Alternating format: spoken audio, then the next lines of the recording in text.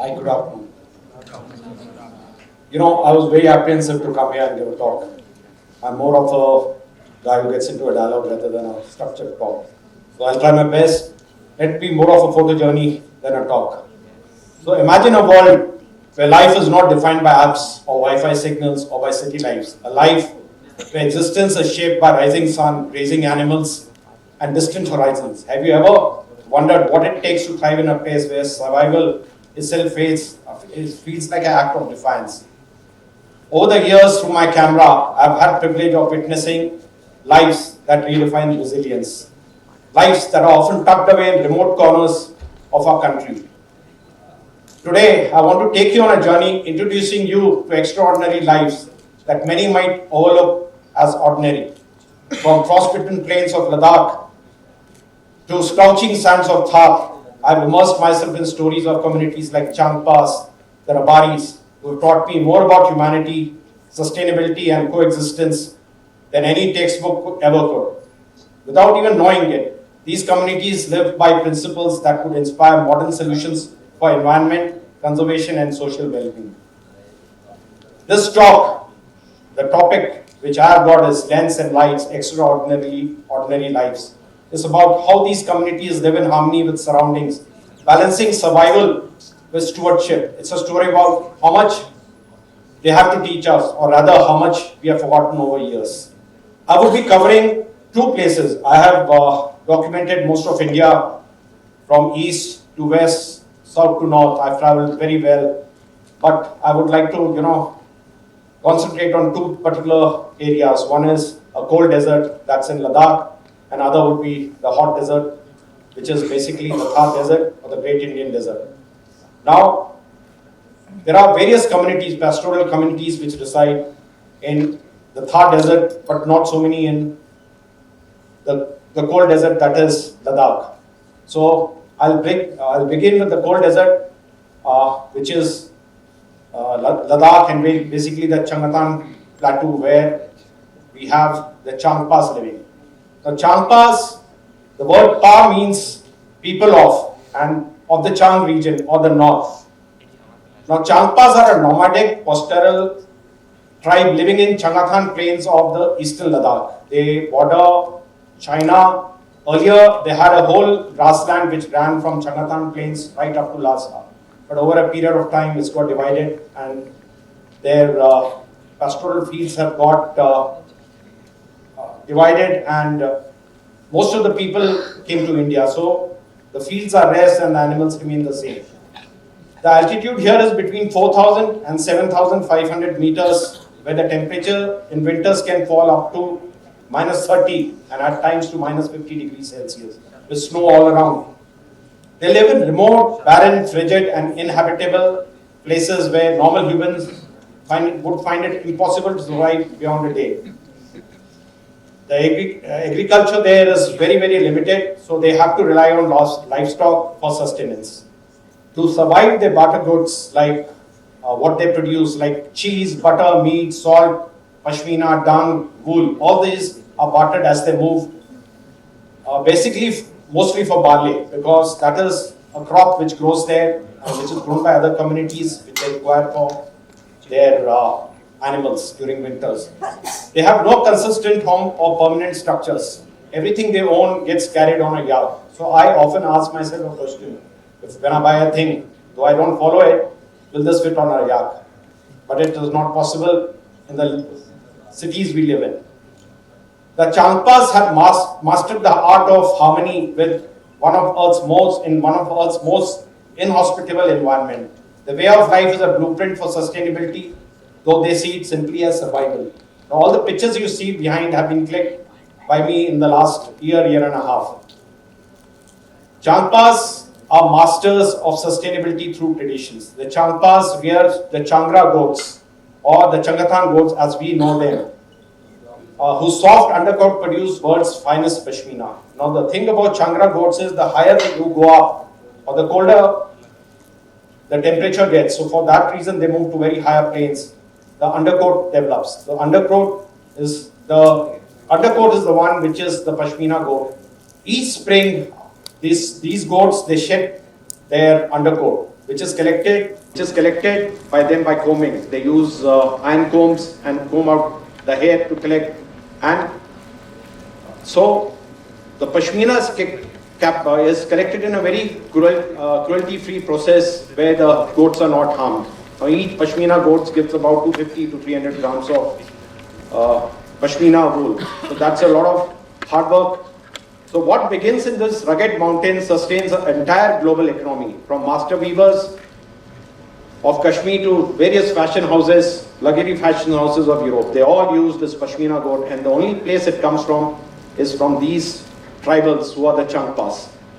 They are guardians of the fragile ecosystem. They do rotational grazing, which is an age-old necessity for Changpas. They move their herds seasonally across the alpine meadows in a scientific manner, allowing vegetation to recover, and they scatter seeds as they go, which, helps in regrowth of the plants which are native to that place. The Changpas have very intricate maps which they have made over a period of many generations, which shows weather patterns. They show the other grazing tribes which move in that area, which are in conflict with them or partnership with them, and the wildlife. The grasslands are very limited, and they need to share this grassland with various animals like the Tibetan wild as known as Kiang. So the conflicts have started arising, and the grasslands shrink during winters, and they absolutely vanish by the time the snow falls. Now surprisingly, we may feel that Ladakh will have these grasslands will have a lot of water, but the fact remains that grasslands have no water. The lakes which we see, the Pamongso or Somoruri, they're all saltwater lakes. The salt content is quite a lot. So these tribes have to depend on the glacial melt for their water, and this is very limited. So these tribes or the Changpas are masters at storing water and using it. They only take what is required, and they leave the rest for the animals and the other communities. They have of late started making artificial glaciers in winters, which help them survive in summers when water is very scarce. Now Changpas are also the nature's custodians, and they share high altitude homelands with snow leopards, with Tibetan wolves, the wild asses, and various migratory birds. When the animals are taken away by one of these wild animals, they accept it as a loss, and it is not like we in the cities, or in other parts of India would like to go a leopard taking a cow or something, we would like to go and hunt. They would not get into conflict with them because they know their survival depends even on these wild animals, and the ecosystem is very, very fragile. These communities, they believe in zero waste. Nothing is wasted in a Changpa household. Everything is very limited with them, so nothing gets wasted. Yak dung becomes fuel. The goat milk or sheep milk sustains their families. The leather, wool are transferred into clothes, roping, and even blankets. Even the worn-out items are not thrown away. They are either, the old tents are used as windbreakers. The winds are very strong and very cold, so they use it as windbreakers, or the old clothes are used for patchwork. Nothing is thrown, everything comes to use. The women of Changpa tribe, in fact, I've seen most of men also, they preserve their cultural heritage through craft. The wool they take out, they spin it into a yarn, and they make the textile out of it. The crafting is both functional and artistic, preserving their identity while reliance on mass-produced goods reduces. These communities are a library of knowledge. Their understanding of the environment is profound. Changpas can predict sandstorms by reading wind patterns. They know the medicinal herbs. Each Changpa community has a so-called doctor, which is a tribal doctor who knows what are the herbs which have to be used, or the plants to be given, or where they have the hot springs and what hot springs will help them in what disease. They are able to navigate in landscapes which are featureless. and they pass this knowledge down by word of mouth to the generations to come. Changpas leave a minimal ecological or environmental footprint. They're they have yak hair tents, which are called rebos. In fact, this community prefers to be called rebos rather than Changpas. If you go and tell them Changpa, they don't take it too kindly. But to the world, they are known as Changpas. Their tents are durable, wind resistant, and biodegradable.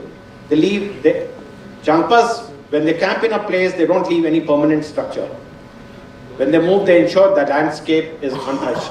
You won't even get to know that Changpas have stayed here and gone. Okay, now I have finished, a structured talk about Changpas. There is so much to talk about them, but the time is limited. I would take a lifetime to talk about Changpas. Now I would like to, move on to the other place, which is the Thar Desert. Thar Desert is also known as the Great Indian Desert. It's almost 2 lakh square kilometers, and 85% of it is in India. Out of which 60% of the Thar Desert lies in Rajasthan. So the areas in India where Thar Desert is Punjab, Haryana, Rajasthan, and the Kutch. Though I have written here, the next slide here, please. I think we missed all these slides. Yeah. So I have combined. We missed a lot of slides. I wish they had shown you those slides. Anyway. The Thar Desert, it is the most populated desert in the world. It's also called Marusthali. Marusthali means the land of death. The temperatures range here in to extreme freezing in colder months to almost 50 to 55 degrees in summer. Only the hardiest of plants and creatures can survive in this environment. Yet, surprisingly, the number of people, livestock, and wild creatures in this area is phenomenal. Thar is home to many pastoral communities like Raikas, Rabaris, Jats, Meghwas, Garasias, Rajputs. There are many. So I would in particular not talk about any community, though I will take a reference to Rabaris and go about speaking about it. So most of these pastoral communities or tribes, they do seasonal migration and farming, moving the herds across desert to prevent overgrazing and maintain, which helps maintain the fragile ecosystem. Migration depends on the harvest season or a single harvested fields. When the crops are there, they don't migrate. This ancient practice promotes vegetation and regrowth of plants, and it combats desertification and balances livestock population. They are master, like all communities, basically in Thar the rainfall is very less. So over generations they become masters of water conservation. In a land where rain is scarce, these communities have preferred or they perfected the water saving techniques, including harvesting rainwater in underwater kunds or bowries. They build check dams, they build artificial ponds, and they maintain communal wells. The method ensures survival during long droughts when water is scarce, and they leave it for the generations to come. The houses they live in are called dhanis. Dhanis are structures, which are made of shrubs, and they have mud and dung plastered over them. Basically, they're made of a shrub called as irna. Irna is a shrub which grows in Thar Desert, and it is termite resistant. And some shrubs in the houses are as old as 30 to 40 years old, and they just keep putting the cow dung and mud on it. And they are architectural marvels because they are designed for climate control, and all these structures are biodegradable. Again, the communities in Thar believe in zero waste. Their livestock dung serves as fuel and organic fertilizers. It enriches the arid desert soil. The camel milk provides nutrition, while goat wool and camel hair are woven into textile. Even thorny bushes and the kajri trees are protected because they provide shade, fodder, and firewood, a vital resource in the desert. Now, all these tribes, they preserve their cultural legacy through art and music. The women, make embroidery, which have motifs of various environment or folklore of their history. Their craft sustains cultural identity while providing eco-friendly handmade goods and reduce environmental impact on mass production. Similarly, their music and dance echo the rhythms of desert, telling stories of daily life and legends. Now, what are the universal lessons in sustainability we can learn from both the places? What binds these communities together? Despite vastly different terrains they inhabit, they have a deep sense of relationship with the nature. They take away only what they want and nothing more than what is needed. Changpas conserve water by relying on glacial melts, while Rabaris are mastered rain harvesting techniques. Both communities practice rotational grazing, ensuring land is never overused. In both the places, all the communities believe in zero waste. Nothing ever goes waste. Every resource from yak, wool to camel milk is put to good use. So in this world, which is grappling with climate change, these ordinary practices offer extraordinary insight into how we can coexist with our planet.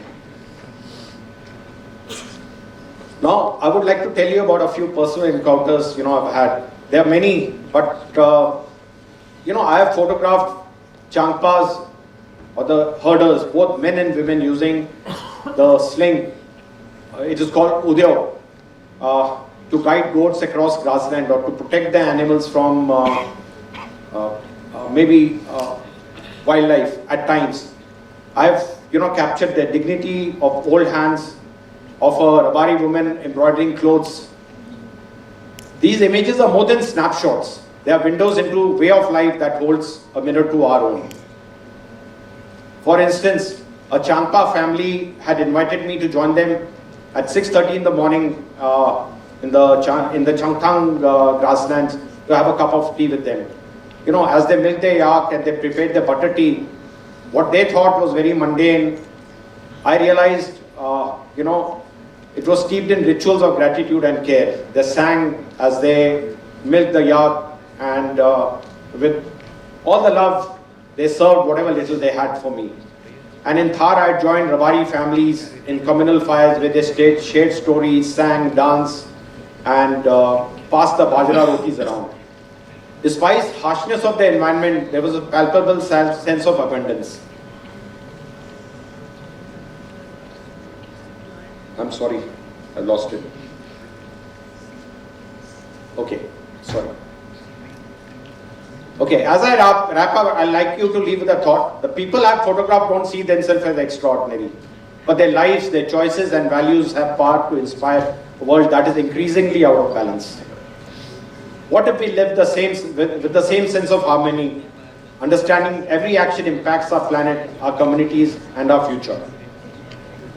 So my challenge to you would be, how we can live with little, how we can have much more with much less. Is it possible for us? Even today, when I think, when I buy a thing, like I told you before, I think, if a Changpa was to buy it, would it fit on his yak? Would he buy it or would he take it? So I have realized that these ordinary lives are truly extraordinary, They remind us of sustainability isn't a modern idea. It's an ancient wisdom we need to respect and learn from. Thank you. That's all I have to say.